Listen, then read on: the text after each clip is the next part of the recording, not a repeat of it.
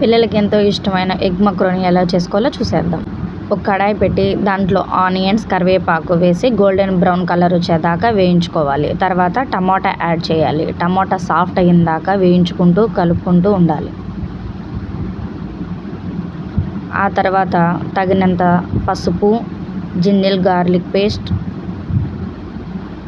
వేసి బాగా కలుపుకోవాలి.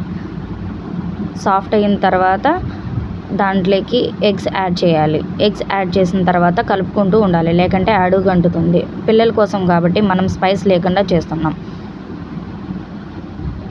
ఎగ్స్ ఈ విధంగా అయిందాక కలుపుకుంటూ ఉండి తర్వాత మనం ఆల్రెడీ బాయిల్ చేసుకున్న మక్రోనీని యాడ్ చేయాలి.